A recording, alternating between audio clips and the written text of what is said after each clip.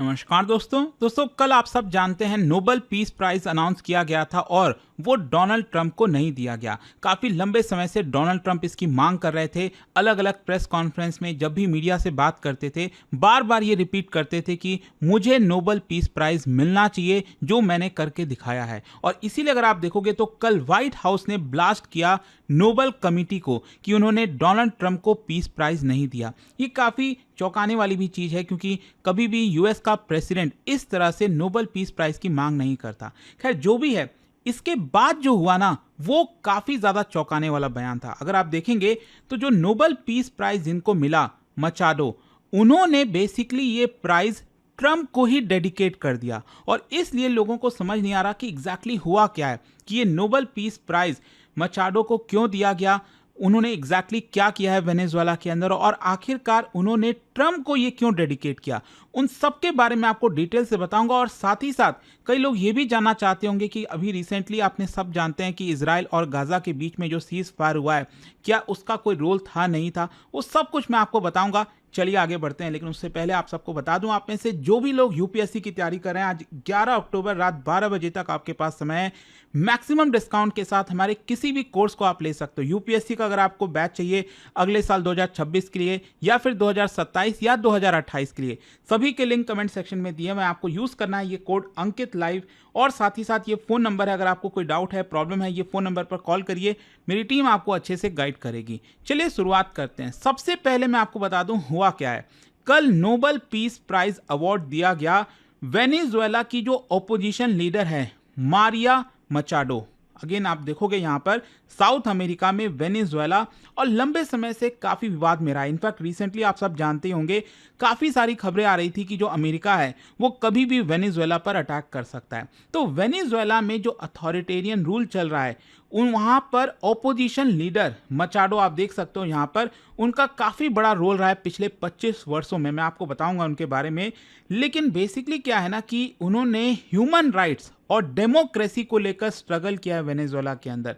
और जो पूरा देश अगर आप देखोगे तो लंबे समय से अथॉरिटेरियन रिजीम में रहा है अंडर निकोलस मडूरो। और ये जो मूव है यहां पर काफी सरप्राइजिंग देखने को मिला जब मचाडो ने ये कहा कि मैं ये जो अवार्ड है नोबेल पीस प्राइज जो अवार्ड दिया गया उनको, ये वेनेजुएला के लोगों को तो डेडिकेट करती ही हूं, लेकिन साथ ही साथ यूएस प्रेसिडेंट डोनाल्ड ट्रंप को भी यहां पर डेडिकेट करती हूं, क्योंकि उन्हें काफी ज्यादा सपोर्ट किया है उनके स्ट्रगल में, जो डेमोक्रेटिक स्ट्रगल चला है।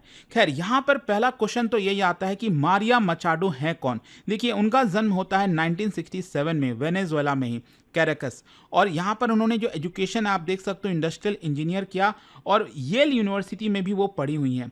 फाइनली वो फाउंडर हैं और लीडर हैं पॉलिटिकल पार्टी की जिसका नाम है वेंटे वेनेजुएला, एक लिबरल और प्रो डेमोक्रेसी पार्टी है। और पॉलिटिकल स्टैंड अगर आप देखोगे ना तो वो बेसिकली एंटी सोशलिस्ट काफी ज्यादा हैं। और साथ ही साथ she is one of the most consistent critic of both Hugo Chavez और निकोलस मडूरो। क्या है कि निकोलस मडूरो के अगर आप पहले देखोगे जो लंबे समय तक लीडर है वेनेजुएला के, उनका नाम है ह्यूगो चिवास, तो उनको भी ये क्रिटिसाइज करती रही। और उसके बाद 2013 में क्या है चिवास की मृत्यु हो जाती है।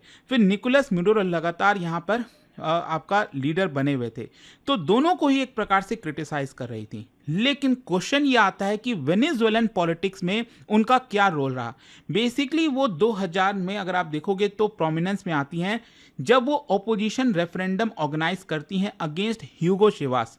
और साथ ही साथ मडूरो का जो रोल है वो काफी ज्यादा अथॉरिटेरियन देखने को मिलेगा। मतलब जिस तरह से मडूरो रूल कर रहे थे, इसकी वजह से यहां पर जो मचाडो हैं वो बेसिकली इंटरनेशनल कम्युनिटी को रैलिंग कर रही थी। मतलब इंटरनेशनल कम्युनिटी से अपील कर रही थी कि आप प्लीज इसमें इंटरफेयर करिए। स्पेशली अमेरिका और जो यूरोपियन नेशंस हैं उनको ये मनाने में कामयाब रही कि ये सभी देश मडूरो रिजीम के ऊपर सैंक्शंस लगाएं। मतलब वेनेजुएला के अंदर जिस तरह से निकोलस मडूरो काम कर रहे हैं, जिस तरह से अपना अथॉरिटेरियन रूल जमा रखे हैं, इसको लेकर वेनेजुएला के ऊपर सैंक्शंस लगना चाहिए। तो ये लंबे समय से इसकी कोशिश कर रही थी और फाइनली अमेरिका और यूरोपियन नेशंस ने उनकी बात मानी। और जो मचाडो हैं वो बेसिकली उनके ऊपर काफी सारे अत्याचार आप कह सकते हो। मतलब मेडुरो के द्वारा यहाँ पर कई सैंक्शंस लगाए गए। मेडुरो ने रेस्ट्रिक्शंस लगा दिया कि वो कोई भी पब्लिक ऑफिस होल्ड नहीं कर सकती। साथ ही साथ बताया जाता है कि उनको काफ़ी हैरेसमेंट झेलना पड़ा, उनके सपोर्टर्स को अरेस्ट किया गया। मतलब स्टेट के द्वारा वायलेंस कराया जा रहा था मचाडो और उनके सपोर्टर्स पर। लेकिन डिस्पाइट दिस वो काफ़ी मास प्रोटेस्ट करने में कामयाब रहीं। इंटरनेशनल डिप्लोमेसी का उन्होंने इस्तेमाल किया और साथ ही साथ जो वेनेजुएलन डायस्पोरा है, जो वेनेजुएलन लोग हैं जो वेनेजुएला के बाहर रह रहे हैं, उनके साथ मिलकर एक प्रकार से डेमोक्रेटिक रिस्टोरेशन की मांग की। तो इन्हीं सारी चीज़ों की वजह से काफ़ी इंपॉर्टेंट रोल रहा उनका। लेकिन देखो यहाँ पर अब क्वेश्चन ये भी आएगा कि इस समय प्रेजेंट में वेनेजुएला की हालत क्या है। देखो क्या है ना कि पिछले साल वेनेजुएला के अंदर एक इलेक्शंस कंडक्ट किया गया था, लेकिन ज़्यादातर ऑपोजिशन ग्रुप्स जितने भी ऑब्जर्वर्स हैं उनका मानना था कि ये ना तो फ्री था ना फेयर था। मतलब इलेक्शंस बिल्कुल भी सही तरीके से नहीं कराया गया, क्योंकि आज के डेट में जो भी कुछ है वेनेजुएला के अंदर इंस्टीट्यूशन, चाहे सुप्रीम कोर्ट है, वहाँ की इलेक्टोरल बॉडीज हैं, वो सब कुछ मेडुरो के अंडर में ही है और उन्होंने यहाँ पर मेडुरो की जीत दिलाई है।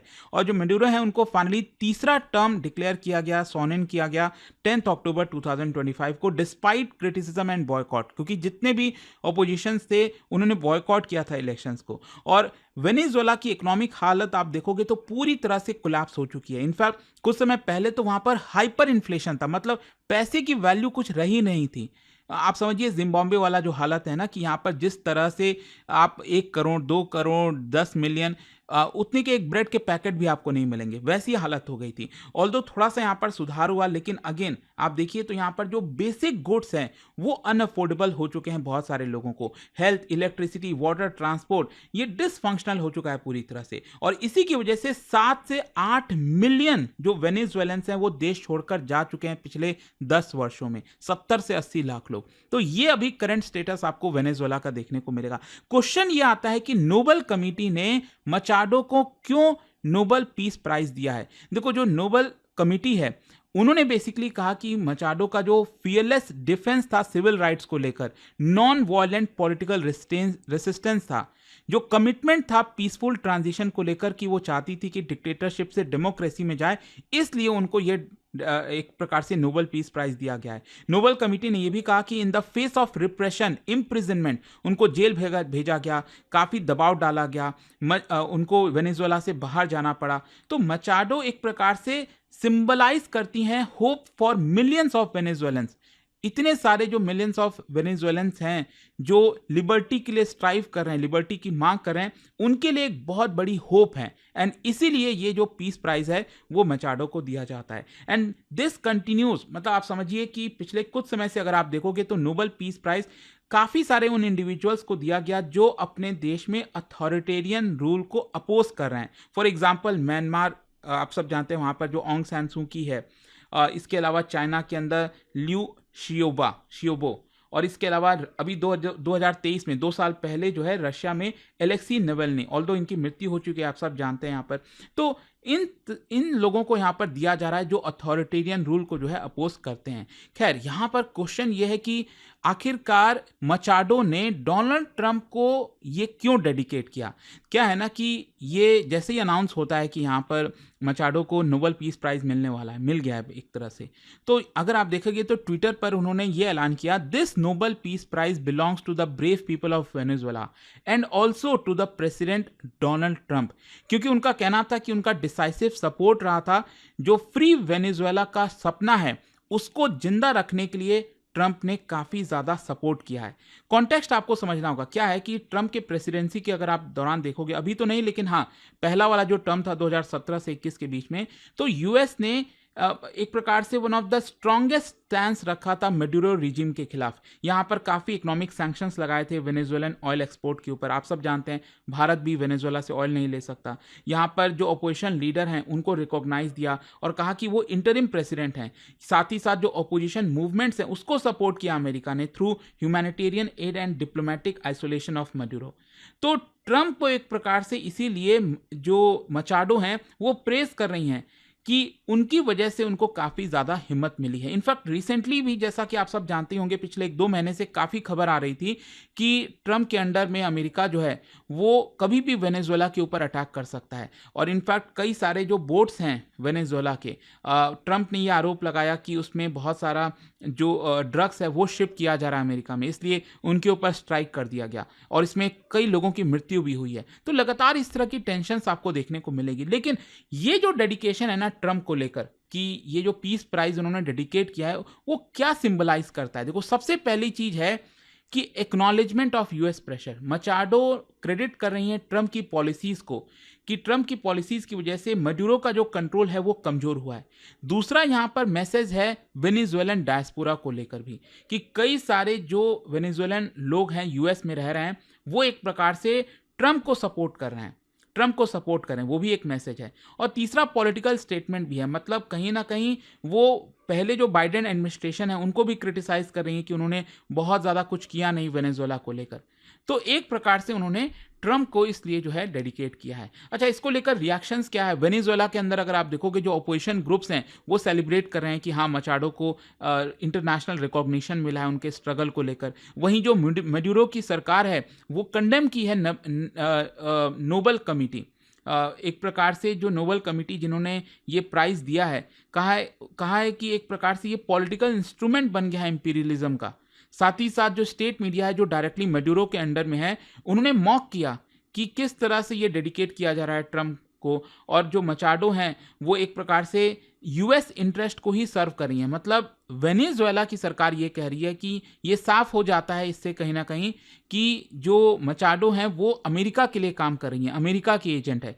इस तरह की चीज़ें आपको देखने को मिलेंगी। और दूसरी तरफ ट्रंप अगर आप देखोगे तो यहाँ पर उन्होंने जो मचाडो का पूरा ट्वीट है उसको सोशल ट्रूथ जो है वहां पर रिट्वीट भी किया। एक प्रकार से आप देख सकते हो यहाँ पर जो मचाडो है उन्होंने लिखा, we are on the threshold of victory and today more than ever we count on President Trump.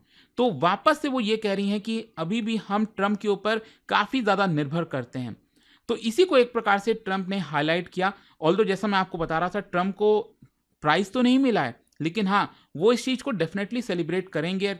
And in fact अगर आप देखोगे तो यहाँ पर कुछ रिपोर्ट्स में ये भी आ रहा है कि ट्रंप ने कॉल भी किया मचाडो को और उनसे लंबी बातचीत भी की है इसको लेकर।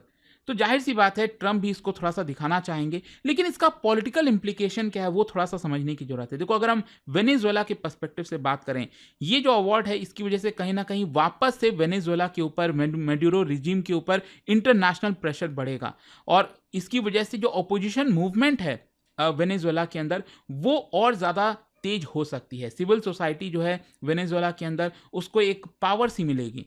वहीं यूएस की अगर हम बात करें तो जो ट्रंप का इमेज है वो डोमेस्टिक पॉलिटिक्स में और ज़्यादा स्ट्रांग हो सकता है इसकी वजह से। ग्लोबल डिप्लोमेसी की बात करें तो इसकी वजह से और भी कई जो अथॉरिटेरियन रिजीम है, स्पेशली साउथ अमेरिका में निकारागुआ हो गया, क्यूबा हो गया, वहाँ पर उनको इंस्पिरेशन मिल सकती है कि हम भी यहाँ पर अथॉरिटेरियन रिजीम के खिलाफ काम कर सकते हैं। लेकिन इसको लेकर क्रिटिसिज्म भी हो रहा है।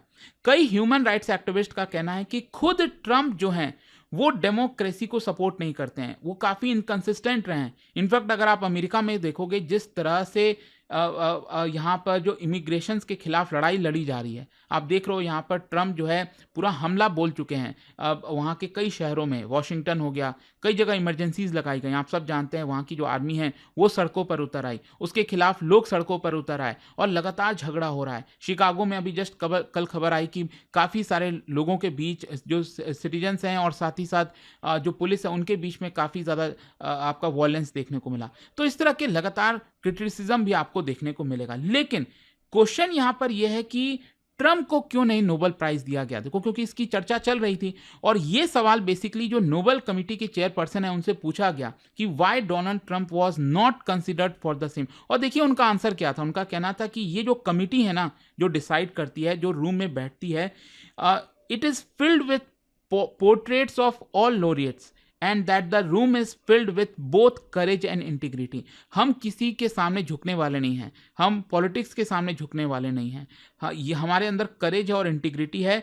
एंड हमारा जो डिसीजन होता है वो बेसिकली काम के बेसिस पर होता है और जो अल्फ्रेड नोबेल का विल था, जो वो चाहते थे कि किसको मिलना चाहिए, उसके बेसिस पर होता है। तो नोबल कमेटी एक प्रकार से साफ साफ इसको रिजेक्ट कर रही है कि ट्रंप को हमने क्यों नहीं कंसिडर किया, क्या इसमें पॉलिटिक्स था? नहीं, उनका कहना था कि सिर्फ और सिर्फ काम के बेसिस पर हम ये अवार्ड देते हैं। और इनफैक्ट अगर आप देखोगे तो यहाँ पर पाकिस्तान की भी एक बड़ी हार आप कह सकते हैं, क्योंकि क्या होता है ना, एक देश पब्लिकली यहाँ पर सपोर्ट कर रहा है। आप सब जानते हैं पाकिस्तान ने इनफैक्ट यूएन में जाकर भी ये चीज़ कहा है, उनके जो प्राइम मिनिस्टर शहबाज शरीफ, कि ट्रंप को ये प्राइज़ मिलना चाहिए, हम ऑफिशियल नॉमिनेशन करेंगे। और पाकिस्तान ने ऑफिशियल नॉमिनेशन किया ट्रंप का कि प्राइज़ मिलना चाहिए, तो उसके बावजूद भी यहाँ पर ट्रंप को नहीं मिला। तो ये बात तो साफ है कि ये जो बातें कही जा रही थी ना कि भारत पाकिस्तान का युद्ध रुकवाया, ऐसा कोई रोल था नहीं। अगर इतना बड़ा कुछ होता, आप सोच के देखिए, अगर न्यूक्लियर वॉर जैसी चीज़ अगर ट्रंप रोकते तो आई एम श्योर कि यहाँ पर जो नोबेल प्राइज़ के सबसे पहले हकदार होते वो ट्रंप होते, लेकिन ऐसा एक्चुअल में था ही नहीं। एंड इसीलिए उनको ये जो नोबेल पीस प्राइज़ है वो नहीं मिला है। हाँ, लेकिन ये बात है कि क्या अगले साल उनको प्राइज़ मिल सकता है, क्योंकि देखो क्या है ना कि जो इजराइल गाजा का सीज फायर हुआ है वो अभी जस्ट 2-4 दिन पहले ही हुआ, आप सब जानते हैं। तो नोबेल कमेटी ने तो पहले ही डिसाइड कर लिया था किसको प्राइज मिलना है, तो ये चीज अभी कंसिडर भी नहीं किया गया है। यहां पर आपको समझना है कि जो डेवलपमेंट होगा आगे चलकर इजराइल और हमास में, यहाँ पर जो नेतन्याहू की सरकार है और हमास के बीच में क्या प्रॉपरली सीज फायर होता है, क्या हॉस्टेजेस प्रॉपरली रिलीज किए जाते हैं, क्या यहाँ पर ह्यूमैनिटेरियन एड का एक्सेस मिल पाता है, हो सकता है कि काफ़ी कुछ अच्छा हो जाए। तो उस केस में शायद उनको, ट्रंप को जो है इस पर्टिकुलर चीज़ के लिए नोबेल पीस प्राइज शायद मिल जाए। मैं शायद की बात कर रहा हूँ, लेकिन वो समय बताएगा। इनफैक्ट अगर आप देखोगे तो अभी तक इतिहास में अमेरिका के 4 राष्ट्रपति को नोबेल पीस प्राइज मिल चुका है, Roosevelt, Woodrow Wilson, Jimmy Carter और बैराक ओबामा। तो इनफैक्ट ट्रंप तो ये भी कह रहे थे कि अगर मेरा नाम ओबामा होता तो मुझे मिल जाता। तो खैर जो भी है, आई होप कि इस वीडियो के थ्रू आपको एक डिटेल जानकारी मिली होगी, होलिस्टिक पिक्चर मिला होगा कि एग्जैक्टली ये पीस प्राइज को लेकर हुआ क्या। और जाने से पहले आप सबके लिए एक बहुत इंटरेस्टिंग क्वेश्चन, क्या बता सकते हो इनमें से कितने भारतीय सिटीजन्स को नोबेल पीस प्राइज मिला हुआ है? और इसका राइट आंसर आप सब जानते हैं, मेरे इंस्टाग्राम पर तो मिलेगा ही, वहां पर अगर आप नहीं हो कोई बात नहीं, टेलीग्राम से ले सकते हैं इसका सही उत्तर। और दोस्तों जैसा मैंने आपको बताया, अगर आप यूपीएससी की तैयारी कर रहे हैं, कोई भी बैच चाहते हैं, आपको बस यूज करना है कोड अंकित लाइव। मैक्सिमम डिस्काउंट के लिए ये फोन नंबर दिया, आप इस पर कॉल करिए, मेरी टीम आपको अच्छे से गाइड करेगी। और साथ ही साथ हमारे बैचेस के अंदर कंप्लीट प्रिपरेशन आपको कराई जाती है। आज रात 11 बजे तक आप एक्स्ट्रा डिस्काउंट यहाँ पर सेल के दौरान ले सकते हैं। दोस्तों स्टडी IQ IAS लेकर आया है ग्रेट इंडियन फेस्टिवल सेल, एक गोल्डन चांस अपनी IAS जर्नी शुरू करने का। ऑफर वैलिड है सिर्फ 11 अक्टूबर तक और इसमें मिल रहा है मैक्सिमम डिस्काउंट एवर सभी यूपीएससी कोर्सेज पर। और सबसे एक्साइटिंग बात, इवनिंग फाउंडेशन बैच स्टार्ट हो चुका है हर शाम 6 बजे लाइव क्लासेस के साथ। आप अपना बैच चूज कर सकते हैं इनमें से कोई भी। UPSC 2026 fast track batch at 7499, UPSC 2027 Long Term Foundation Batch at 19999 and UPSC 2028 निर्माण बैच at 34999। इसमें मिलता है आपको प्रीलिम्स क्लियर करने पर फुल फी रिफंड, मंथली टॉपर्स को 11,000 रुपए तक के रिवॉर्ड। सीट्स लिमिटेड है, सेल के बाद प्राइस बढ़ जाएंगे। सो स्टडी IQ ऐप खोलिए, सर्च करिए fast track batch and use करिए कोड अंकित लाइव ताकि आप मैक्सिमम डिस्काउंट ले सकें। अभी भी कोई डाउट है तो इस फोन नंबर पर कॉल कर सकते हैं, नंबर है 092400232393। इस पे आपके सारे डाउट सॉल्व हो जाएंगे। स्टडी IQ IAS, आपका सिलेक्शन हमारा मिशन।